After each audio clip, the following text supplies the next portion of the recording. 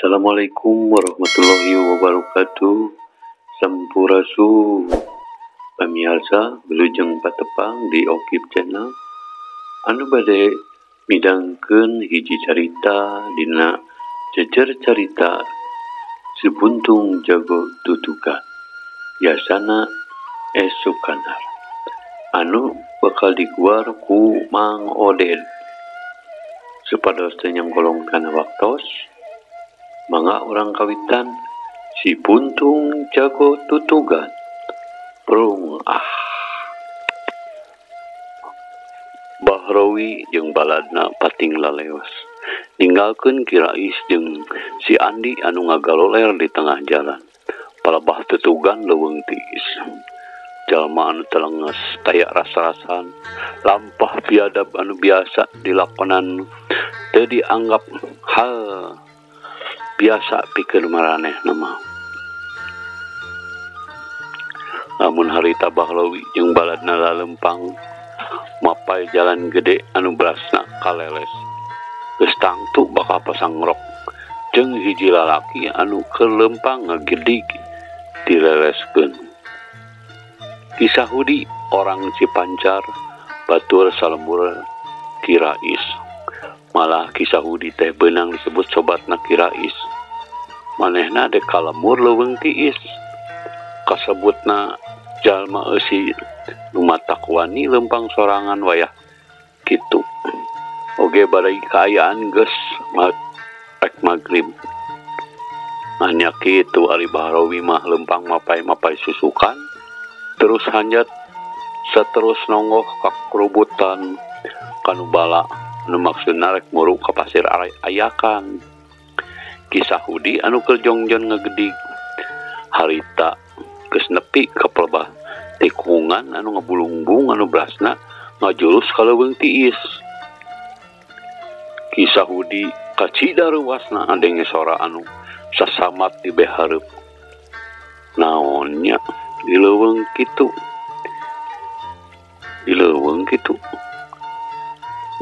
Kisah Hudi ngagerentes dina hate bari reg eureun anu saterusna ngadedengikeun sora budak piraku dedemit da sidik abah-abahan lamun nya teh budak nah keur naon wayah ieu aya di dieu palang siang keur kasarung bokna sok sanajan manehna kasebut lain jalma borangan tapi weleh ngageter oge kawantu lebadinya kacida harieum pisan kenca katu jalan estu remet ku tatangkalan rasa penasaran ngelehkeun ka sieun. Sidik saura budak la haula wala quwata aku aing mah rek disampeurkeun gitu.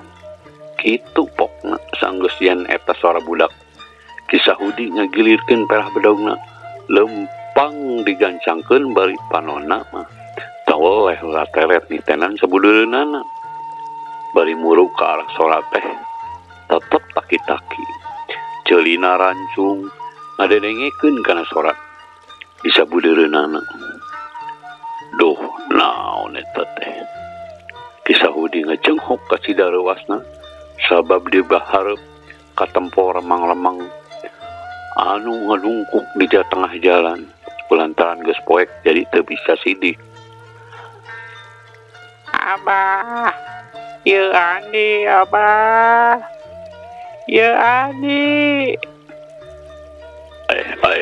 Si Andi. Kisah Hudi inget tadi sameme ini teh ningali imah Kirais dikunci. Teu anta parah deui harita manehna lumpat muruges teg dina hatena yen Kirais keur meunang kecelakaan. Sanggeus deukeut beuki ngaranjung. Sanajan geus poek manehna bisa ningali Kirais anu keur ngajolopong mandi getih sedengkeun si Andi masih tetep nanangkep bapana sarta disidik-sidik teh leungeun kencana buntung semet pigulang. Ya Allah Andi, kunaon Andi? Kisah Hudi nanya rosos bari panonna mah tetep taki-taki carincing bisi aya nu ngabongohan. Tapi si Adi tonggoy sasamat ka bapana. Pananya kisah Hudi mah sigana teh luput teu kadengeun. Sanggeus tetela aman kisah Hudi ngadeukeutan terus tepak deku gegereun si Andi. Andi ieu mangsa Hudi. Mang Udi, ya Abah, Mang Udi. Si Andi kakara ngadenge ayeuna mah. Tapi manehna tetep nyuuh kana bapana, kana dada bapana. Kusiwa kisah Hudi ngaluarkeun panekel tina saku. Cekes diurungkeun. Breh banget ti Rais kacaangan. Tetel geus daya nyawaan. Teu karasa ngarenghap. Amekan nagamang leungeuna ngaragap banget ti Rais tetel geus camewek tiis. Andi bapa maneh teh kisah Hudi teu kebat nyalitana. Kaburu kapegat ku nu anu ngagenok dina tikoro. Teu karasa deui celak cipanon kisah Hudi nya celakan. Andi hayu urang kalemulu jeung Mang Udi. Pokna bari ngagaramang kana tak-tak si Andi. Iya Abah, Mang Udi. Sora si Andi meh les-lesan ongkoh kanyari dina leungeunna geus teu kacatur. Satuluyna kisah Hudi nyaikeun baju terus dipake mulen tapu jeung nalian leungeun si Andi. Sangkan geutina eureun teu terus keluar. Keun Andi ke ku Abah ku Mang Udi urang panggul. Abah mah sok Andi oge kumang urang akep. Ceuk kisah Hudi bari gawat manggul layon ki Rais dina tak-tak katuhu. Tak-tak kenca dipake manggul si Andi. Saja jalan getih ngajarag-jag masuhan pakeanana kisah Hudi. Nepi ka lembur lain deui gujrudna paribasa ibur salembur. Ear sapeungeusi desa beja narekab tur tel kamana-mana. Yen ki Rais ngalakonan ngajajampana mugang alatan dibegal bah tutugan leuweung tiis. Sarta si Andi oge leungeunna leungeun kencana buntung semeti geulang. Teu kacatur kumaha aras urusna ngubur layon ki Rais. Caturkeun geus beres aya poena. Sedengkeun si Andi terus diampihan ku kisah Hudi. Keur manehna mah teu boga anak nya si Andi dikukut jadi anak. Menang sabulan 2 bulan mah si Andi teh teu wudu ngalayas ingeteun wae kanu jadi bapana. Malah lamun tengah peuting mah manehna sok mineng ceurik balilihan bari nyambat-nyambat bapana. Lamun ti beurang gawena ukur ngahulang jentul kaberagan. Sakapeung mah sok ngaraos indit ti imah kisah Hudi. Ari teang sok aya di imah kasampak keur ceurik di kamar anu geus sepi. Pernah hiji mangsa manehna kasampak keur nyegruk hareupeun hawu. Sabab samamehna bapana tinemu jeung ajal. Nya didinya pisan mangerodankeun baju anu satuluyna dahar liwat bala kecelakaan. Tapi ari geus ninjak 1 tahun mah si Andi teh paler oge. Ongko mah kisah Hudi katut nyi enak bojona kacida mikanya teu jarang si Andi dibawa lamun pareng kisah Hudi init dagang bau ka Bandung atawa ka Garut. Komo deui ayeuna mah leungeun buntungna geus teu di bulan deui kulamak. Tapi nyogrog teuing mah tetep we manehna sok inget ka bapana. Tiap balik tiap di jauhna sok ngadatangan kuburan bapana anu leuning bersih kawan tu minang diurus. Sadengeun ti eta manehna sok ulin di kebon tara anu nyaho naon anu dilakukeuna di kebon teh. Tapi lamun kebenaran aya nu mireungeung mah tangtu bakal kaget.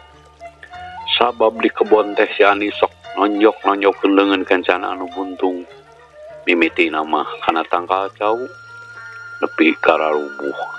Geus kitu dingkat kana tangkal anu teuas. Kana kai atawa kana awi. Sakali nonjok tangkal atawa awi teh peunggas atawa runtuh. Nepi ka antukna leungeun si Andi ayeuna mah di bulan make kulit.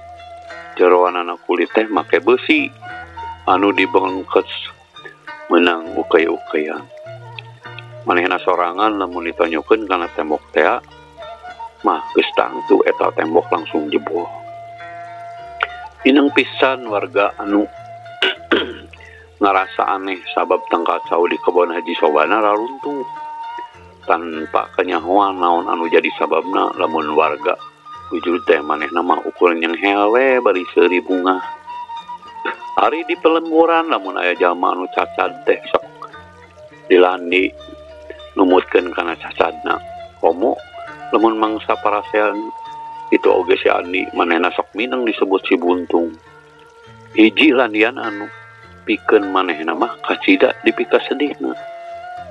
Eta wae lamun aya anu nyebut si buntung teh ku manehna sok diobrol nepi ka mana jeung saha oge. Lamun mepes keuyang teh manehna sok nonjokan tanggal cau anu saha bae. Antukna mah warga jadi apal lamun tangkal cau teh nu warga raruntuh akibat pola manehna. Hiji mangsa Haji Sobana nyarekan si Andi laklak dasar. Dumeh puluhan tangkal cauna teu kapuluk beak ditonjokan. Urang ajar. Ngaran naon ai sia teh Andi ngeruksak tangkal cau aing. Hah? Pokna morongos. Teu ngarasna naon, Pak Haji resep weh. Da Pak Haji mah beungar ieu, Tembana teriuk-riuk. Bangka waras sia. Memangna banda aing teh ruksakeun sia. Teu ngarumasakeun. Hirup geus teu boga inung bapa sia mah. Pak Haji beuki nafsu. Ulah mamawa bapak inung bapak kuring, Pak Haji. Pamali nyambit-nyambit nu tos teu aya. Tos teu aya di kieuna teh. Si Andi bari tungkul. Kaning sia. Namalong wae. Diomongan teh. Teu karuhun buntung sia. Ceuk Pak Haji Sobana. Ngomongna geus teu diwengku deui. Ngadenge kitu amarah si Andi ka udang. Long nyabit-nyabit cacat uing, Pak Haji. Hayang dikede. Pokna bari leungeun kencana sakilat manjokeun kana roda kupat tahu Mangkus Wandi. Hah, ingah menjelmana teh ditonyok teh.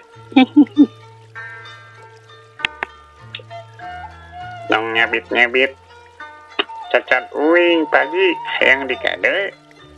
Pokna bari leungeun kencana sakilat nanjokkeun kana dahan tangkanang kawalanda.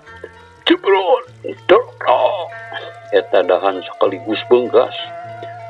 Atuh teu kapalang leuwasna Haji Sobana ningali kitu teh. Ande. Ulah kitu. Lah kitu peda sete Andi. Pokna bari piricit lumpat mangpret teu siritna. Siritna. Teu sirikna nepi ka notog-notogeun maneh. Da eta we gambaran anu dipakena oge nepi ka ngacleng. Tudu warga anu narempokeun pating cakakak ningseurikeun rasa helokna teu biasa ning disumputkeun, teu bisa disumputkeun. Kabeh warga colohok antara leuwas jeung kataji ku kekuatan tonjokan si Andi. Keur kitu Jol Kisahudi ada yang ribut-ribut teh manehna nyamperkeun ka si Andi bari pok nyarita. Aya naon Andi ieu teh ulah kitu pamali camplak kokol teh jeung eta dahan nangka jeung tangka cau dikumakeun ku maneh, nanya bari Pinu rasa heran. Ditonjok wani Mang Udi. Geuleuh atuh da Pak Haji ngangina geus kaliwatan. Jaba barudak maroyokan wae. Tembak si Andi bari tungkul kambekna masih ngagugudag dina dada. Matakna atuh maneh teh ulah bontongor, ulah nyar-nyar pi omongan, teu hade ngaruksak bogana batur teh. Geus ayeuna mah angguran geura balik. Geura mandi terus dahar. Apan sakedeung deui kudu ngaji ka Tajung. Ceuk Ki Sahudi bari ngusapan sirah si Andi pinuh rasa kadeudeuh. Pet manehna ngareet ka sabudeureunana katempo jalma-jalma anu ningaralik. Hampura Mang Manta sing haramna oge kuring mah teu nyaho. Lamun si Andi ngaruksak tangga cau boga Mang. Ki Sahudi sanuk-sanuk. Ah teu nanaon Mang Udi. Keun weda engke oge jadi deui cau mah. Ceuk Mang Manta teu ngarasa ambek. Hariwang meureun ningali karongkaan si Andi ceplas. Wae manehna hingga cau sangkan bisa keluar deui pi daunanana. Dititah balik teh si Andi nurut ngaleos lempang bari tungkul. Dina hatena mah masih ngarasa teu geunah dumeh jadi tadi disebut si buntung ku Haji Sobana jeung ku babaturanna. Tapi kitu soteh teh da meureun we pedah manehna anu ngamimitian harak kabaturanana. Isukna najan geus beurang si Andi can katempo kaluar ti imah, si horeng harita manehna sare keneh sanajan geus beurang.